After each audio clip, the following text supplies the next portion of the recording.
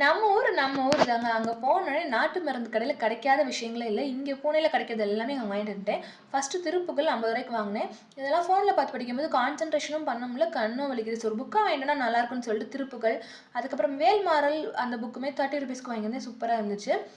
அதுக்கப்புறம் பூஜைக்கு தேவையான பஞ்சு திரி, வெள்ளை கலர் திரி, பச்சை கலர் திரி, குபேர பூஜை பண்றோம்ல, ஸோ அதுக்கு எல்லாமே யூஸ் ஆகும்னு சொல்லிட்டு அதெல்லாமே வாங்கியிருந்தேன்.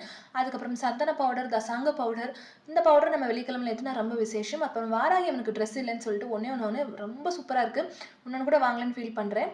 பட் ரொம்ப அருமையா இருக்கு. அது நெக்ஸ்ட் விலாக்ல நம்ம பார்க்கலாம் எப்படி இருக்காங்கன்னு தாயாரு. அதுக்கப்புறம் வரலட்சுமி நோம்பு அங்க பண்ணிட்டு இருந்தவங்க இந்த கண்ணாடி, மஞ்சள்லாம் குடுத்தாங்க.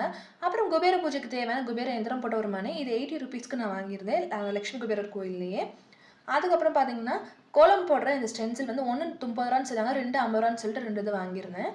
அப்புறம் அன்னபூரணி தாயார் வீட்டுக்கே அவங்களே வந்த மாரி எனக்கு ஒரு சந்தோஷம். ₹30க்கு வாங்கியிருந்தேன். அதுக்கப்புறம் இதுதாங்க லட்சுமி குபேர் கோயிலுக்கு ஆப்போசிட்ல இருந்த கடையில வாங்கினேன், ரத்தினமங்கலத்துல. பஞ்சகாவிய விளக்கு இது ₹120.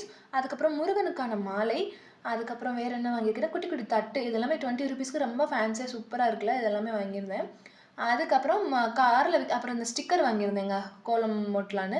கார்ல வைக்கிறதுக்கான அந்த வேல், குட்டி வேல்.